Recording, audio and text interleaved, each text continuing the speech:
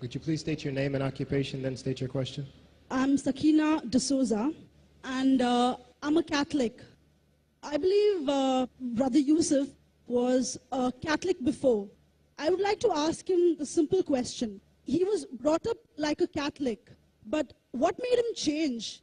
Doesn't he believe that the Messiah is true, or did he ever feel that the religion, Catholic religion, has not brought up any Messiah and the Bible is false? I would like to just know what that means, because he said he was a Catholic before and now he has become a Muslim. What made you change? What was that storyline before? Doesn't he believe that there is a Messiah, or the Messiah had come, saved us, died on the cross? Thank you very much for a good question.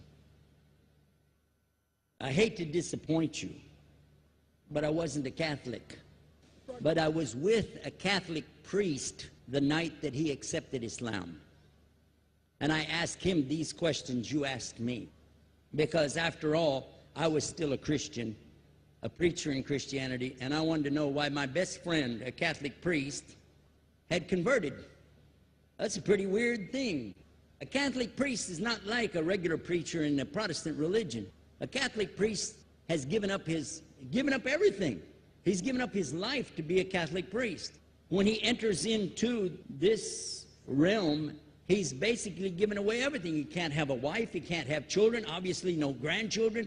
He has no home, he just lives in a rectory or wherever they give him a place to stay. And he's sent wherever they tell him to go, do whatever he's told to do, and that's it. And he cannot disobey the Pope, otherwise they can kick him out of the religion, and if they do, he's excommunicated and he goes to hell forever.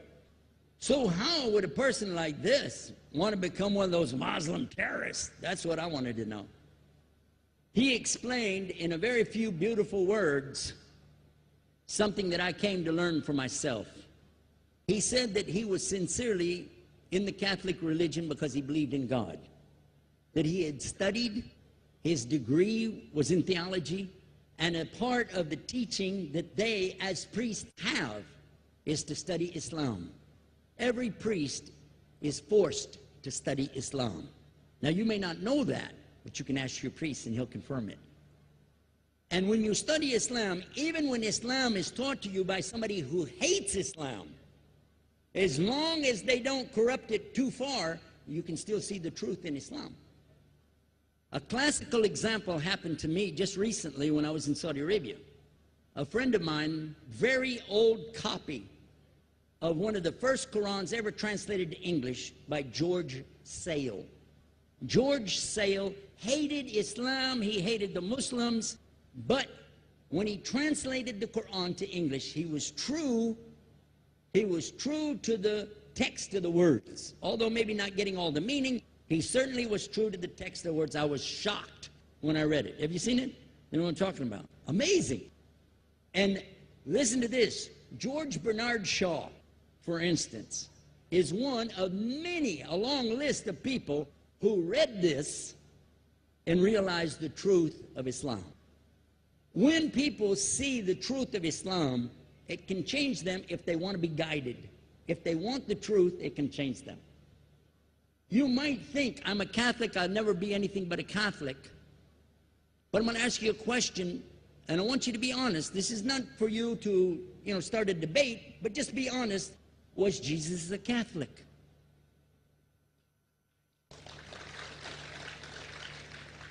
And it's not open to debate, so there's no point in opening that up, because you know and I know he wasn't.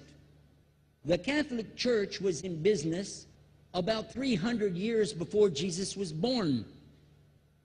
It's on their website. Don't go like this. It's on their website. That's where I took it from. The Catholic Church was really started in Rome by Alexander the Great. Do you know what the word Catholic means? It means universal. It was the universal church for the Roman Empire. If you didn't join it, you could not be a Roman citizen.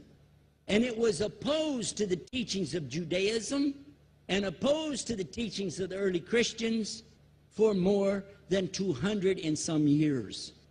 And they were diametrically opposed to each other to the extent that it was the Romans killing the early Christians. Now, if you understand that, and you go to their website and read, they didn't even take over Christianity until the year 325 AD. And when they did, they changed a lot of things, again, referring to their own website. But if you want to check it in Britannica or Americana or grow your encyclopedias, go ahead and read about the Catholic Church. When, in August of 325 AD, at the Nicaea Council, they took over, first thing they said was, let's change the date of the birth of Jesus to be the same date as that of Mithras, which was the god, one of the gods worshipped there, and also the sun god's birthday was the same day, December the 25th, believing it to be the shortest day of the year. And Constantine was a sun worshiper of Sol Invictus. Go to the website, read it for yourself. There are a lot of points, but not the least of which, even today, if you go in any Catholic church, and I have, you'll see so many portraits and statues and idols and images throughout the whole place, that for the one who's never experienced that, for a Muslim who knows about these images, he'll be like, whoa, a'udhu billah. Whoa, what's this?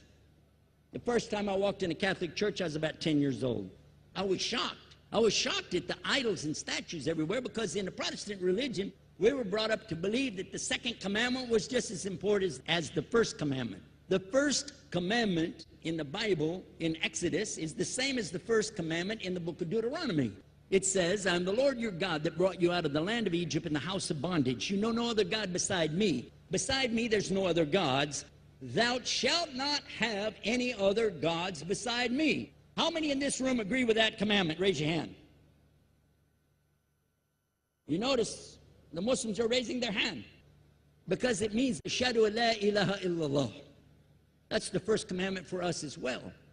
The second commandment you have clearly says, thou shalt not make any idol, any graven image of anything that creeps upon the earth, swims in the sea beneath, or flies in the air above. And I was sitting in a church one time, sitting there in the morning service, watching, the preacher talk, and, they go on and on and on, and sometimes you lose your train of thought. I was looking. Whoa!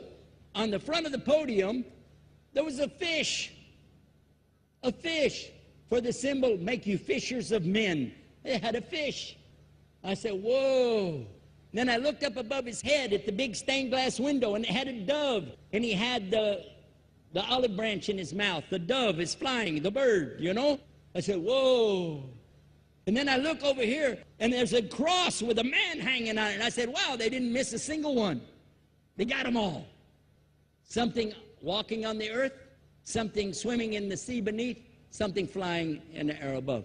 So look at these two things. Clearly, the first two of the 10 commandments, bang, bang, boom. Because if you said God is more than one, where did you get it from? When Jesus is talking to his own companions and they ask him, what's the greatest commandment? Mark 12:29. Clear. The greatest commandment is to know, O Israel, the Lord your God is one God. And you have to love him with all your heart and all your mind and all your strength. And this is no different from what Prophet Muhammad ﷺ was saying, the same thing to his people. Same thing I mentioned in the lecture.